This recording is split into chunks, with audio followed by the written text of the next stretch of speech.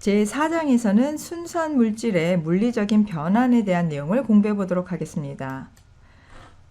먼저 그 물질은 고체, 액체, 기체상으로 발견할 수 있는데요. 여기서 상이라고 하는 것은 미시적이거나 또는 거시적인 척도로 화학적인 조성이나 응집 상태가 균일한 물질의 한 형태를 말하는데, 고체, 액체, 기체의 어떤 본질적인 성질은 각 상에 따라서 여러 가지 차이가 나게 됩니다. 이 성질들은 온도나 압력에 따라서 달라지고 또 이 변수들을 변화시키면서 걔가 각 상이 어떻게 대응하고 있는지를 볼 수가 있는데요. 여기서는 우선 한 가지 물질이 가장 안정한 상을 이룰 수 있는 압력과 온도의 영역을 나타내는 그런 상평형에 대한 내용을 공부해 보도록 할 거고요. 또 상의 안정도에 대한 연력학적인 기준을 이용하면서 상규칙이라고 하는 보편적인 식을 유도할 수 있게 되는데, 이 규칙이 상들 사이의 평형에 가해지는 어떤 구석 조건들을 요약해 놓은 것입니다. 그래서 여기서는 몇 가지 개들의 상평형에 대한 내용과 그 상평형 그림에 대한 내용들을 공부를 해보도록 하겠습니다.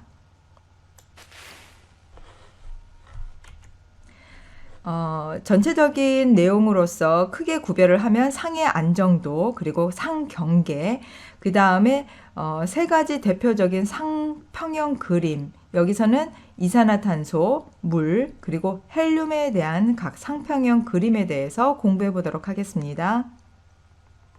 우선 물질에서 상이라고 하는 것은 화학적인 조성과 물리적인 그 상태가 전체적으로 균일한 물질의 형태를 말합니다. 그래서 우리가 보통 물질을 얘기할 때 고체상이다, 액체상이다 또는 기체상이다 라고 이제 표현을 하는 거죠. 여기서 이제 동소체라는 개념이 하나 나오겠는데요. 동소체라고 하는 것은 어떤 한 원소의 특별한 어떤 형태다라고 볼 수가 있어요. 그래서 그 동소체 물질이 고체일 수도 있고 액체나 또는 기체일 수도 있습니다.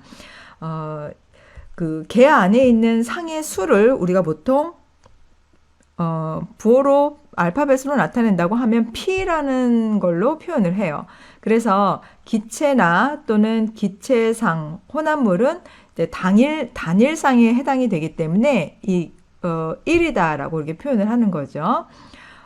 예를 들어서 어떤 물질에서 결정에 해당이 되는 것도 단일상이 될 수가 있고, 또 혼합되어 있는 두 액체도 단일상을 이룬다라고 볼 수가 있습니다. 그리고 예를 들어서 NaCl인데 이것의 어떤 수용액 성태도 단일상으로 우리가 표현을 할 수가 있어요. 또 얼음 같은 경우 H2O의 고체 형태에 해당이 되는 것도 단일상으로 이제 표현을 하게 됩니다. 그리고 또 두 개, P가 두 개인 두 개의 상을 나타내는 그런 경우들도 나타낼 수 있어요. 예를 들었을 때 CaCO3, 자, 이게 고체 상태인데 열분해를 해서 가열을 해서 열분해를 시켜가지고 CaO나 CO2와 같은 이런 상태로 만들어져 있었을 때 이게 두 개의 고체상에 해당이 되는 산화칼슘과 그 다음에 CaCO3, 탄산칼슘 이 두 가지가 있고 하나의 기체상이 만들어져 있기 때문에 이산화탄소는 기체상 하나, 그 다음에 고체상에 해당이 되는 부분이 두 개. 그래서 전체적으로 세 개의 상을 나타낸다라고 이제 우리가 이렇게 표현을 할 수가 있는 거죠.